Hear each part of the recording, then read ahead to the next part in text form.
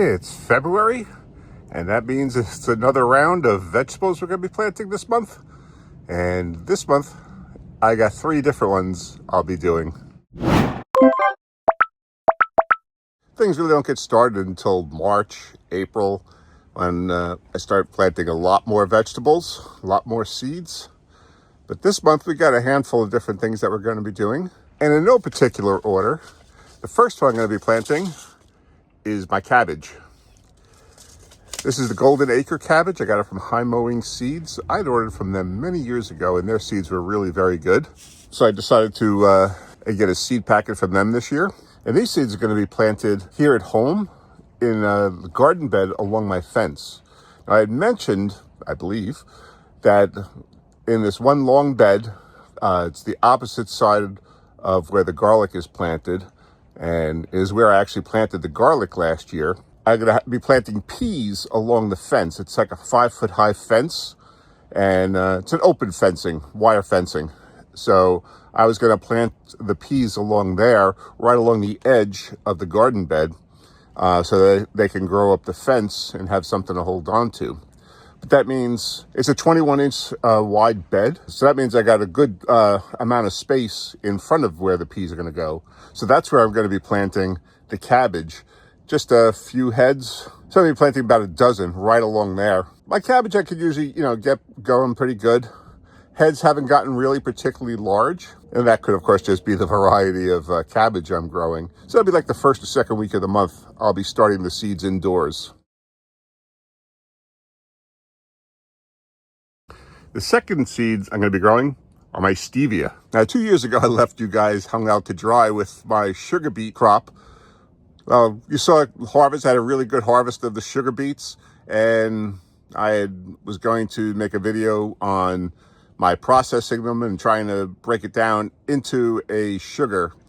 Well, I failed at that. I cut them up, got the beets into I forget what it's like a liquid. It's like a sugar state, I guess, but it's a liquid form. It's just, you boil down the sugar beets into the water, so you get a sugar water essentially. And then, like when you make maple syrup, you boil it down until it gets into, like a very thick syrupy state. And from there, you can get the sugar. Well, I kept postponing doing that, and the sugar water went bad. So I ended up having to pour that out. I had decided really for that small amount of sugar beet that I had grown, I wasn't going to get a whole heck of a lot. I had thought maybe I was going to get a gallon out of it when it finally got down, but when it came down to it, it really wasn't even going to be that much. Maybe, I was going to say a quart of sugar. I don't even think it would have been that much. And but I ruined that. And so I decided to try something else this time. So I'm going to grow the stevia. I've grown stevia before, but I grew it from cuttings that I got from a friend of mine.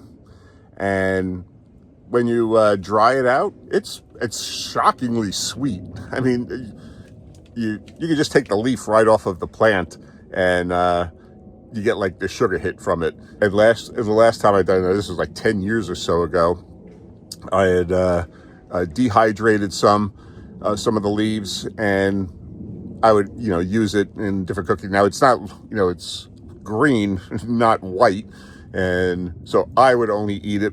My wife wouldn't eat it because she thinks sugar should look white, not green. And but you can put it into teas and stuff like that. You can even just take the leaf and throw it into a tea or lemonade and things like that, and it'll sweeten it up. I want to try and grow stevia again, except I don't have cuttings, so I'm going to try and do the seeds. And the problem, though, is that growing stevia from seed is horrendous. It's got a very poor germination rate. So I'll be using the entire pack of seeds when I grow it. Hopefully, I'll get a couple of plants out of it. And from that, I can then make cuttings and expand the amount of stevia that I have. And apparently you can grow it. It's not like an annual, it's more of a perennial. You can grow it year round. I'd have to bring the plants indoors. So this won't be going into the garden. I'll be putting these into pots. And that way I can bring them indoors and grow it inside at the end of the season. And the last vegetable I'll be starting this month will be my sweet potatoes. It might sound a little early here in February. I know last year it took a good month plus for the slips to get started and then to finally get growing. And I mean, they were fine and they certainly grew crazy in that raised bed that I have. But I figured I'd give them try to get a little bit more of a head start this time and then plant them into individual pots until they were ready to come out. I kept my sweet potatoes in the basement and just in these plastic trays covered with newspaper. And as you can see, we're getting down to the bottom here. Now, my sweet potatoes weren't especially large this year, but I did have a couple of good sized ones, and I was surprised that I was able to get them. But so I'm going to take some of these, like this one here, maybe this one. And what I'm going to do is I'm going to be planting these in the soil and using them to grow my slips. It does look like we have one that actually started. So I guess I'll be planting this one too. It's already got a head start. I think it's like the only one that actually really sprouted. So those are the 3 vegetables I'm starting in February. And if you want to see what we were doing in the garden last week, check out this video right here, and then subscribe and hit that notification bell. And that way you can follow along on the progress on all of our vegetables as we try to grow a supermarket in our own backyard. Okay, thanks for watching.